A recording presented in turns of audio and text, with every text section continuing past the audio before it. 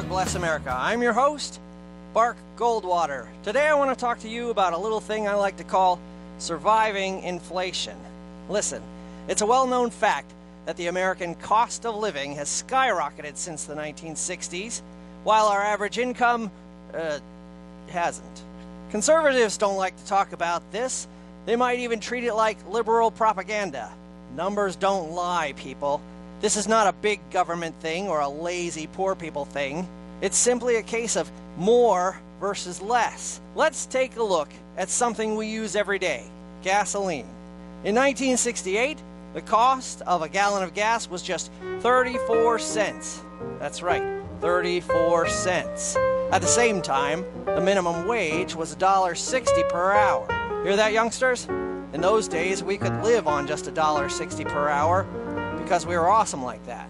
In 1974, at the height of the American energy crisis, the price of gas shot up to 59 cents per gallon. That's an increase of 73% in just 6 years.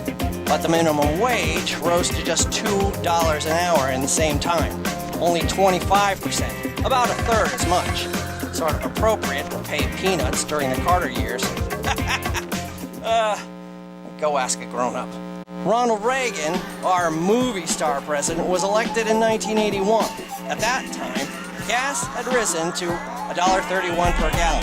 That's an increase of 122%. The minimum wage went to $3.35, an increase of about 67%. Are you noticing a trend here?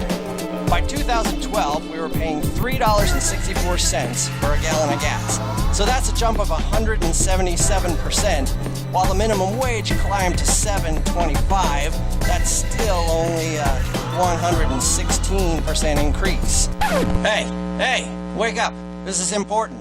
If it seems that the stuff we buy is worth more than the people who buy it, then congratulations, you've discovered the secret to capitalism. And remember, there was a time before we even had a minimum wage. Before 1938, an employer could pretty much pay you whatever they could convince you to take. Suckers! Welcome to the age of industry. And guess what? 1968 was the wage peak at $1.60 an hour, the height of our economic power. Since then, it's been a slow, pathetic decline. So, how do we compensate for this cost versus salary disparity? We're forced to shop at so-called discount stores, places like Walmart, a place that buys cheap goods, either overseas, where they spend much less on luxuries like shoes or food, or they buy from American companies who have had to drastically slash their prices just to compete. That hurts American jobs. A box store like Walmart has massive warehousing and trucking for their goods. Small, locally owned retailers can't store or ship at this scale, so they're usually forced out of business. These are your neighbors, lots of them, and this can include local farmers. Listen, our commander of cheese is not going to ask Walmart to stop making millions of dollars. And if paying their workers less than enough to live on keeps the economy rolling, then two crusty orange thumbs up to that. With all the local competition gone, Walmart can get away with all kinds of abuses and discriminations. Big profits mean big companies can pay off or crush any and all lawsuits. Sound familiar, Trumpalump?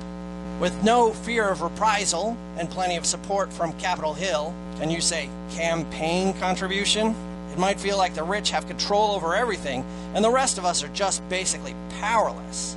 Yes, top executives get paid crazy amounts of money and bonuses. And to be fair, running a multi-million-dollar company has got to be pretty stressful. But remember, the 1%ers will always need you, the consumers. A handful of millionaires can never buy enough sandwiches, umbrellas, or underpants to support the entire U.S. economy. They need your meager dollars and cents to keep their business alive. That's kind of the whole point of the minimum wage. All Americans must thrive if our democracy is to survive. And there's no reason this can't work. Wrong, little doggy. There's a very simple reason. It's called greed. Big business controls 55% of America's wealth. They want your remaining 45%. That is your power. Don't give it to them. Whichever brands you think of first, they are the enemy. They control the politicians and the airwaves.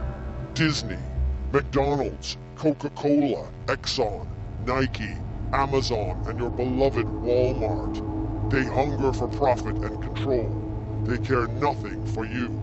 Stab them where it hurts. Buy generic, food, home goods, gasoline, vitamins, toiletries. Look for them right next to the brand names and save money. You can find brand new name brand clothing in thrift stores.